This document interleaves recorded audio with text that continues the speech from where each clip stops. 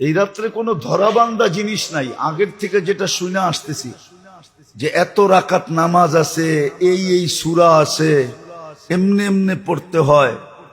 আবার জমাতের সাথে সালাতুত তাসবিহ, নফল জামাতের সাথে নাই।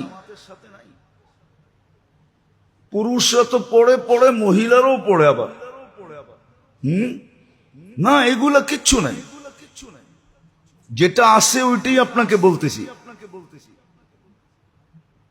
ব্যক্তিগতভাবে সারা রাত্র ইস্তেগফারে কাটায় দেন, চোখের পানি দিয়া কাটায় দেন, মাপ চাওয়া দ্বারা কাটায় দেন, রহমত চাওয়া দ্বারা কাটায় দেন। এতটুক চান যে আপনার মন এক সময় ভিতর থেকে বলবে, ভিতর থেকে মনেই বলবে, আল্লাহ মনকে বলাবে যে যথেষ্ট হয়ে গেছে।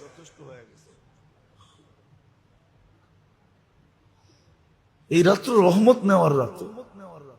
এটা রহমতে খাস, যেটা বলতেছিলাম যে 24 ঘন্টা তো আল্লাহ আমাদেরকে রহমতের ভিতরে ডুবায় রাখেন, এতে কোনো সন্দেহ নাই, যার কারণেই আমরা বেঁচে আছি।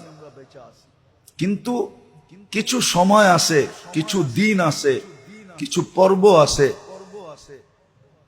কিছু মাস আছে যেটার ভিতরে আল্লাহর খাস রহমত নাজিল হয়।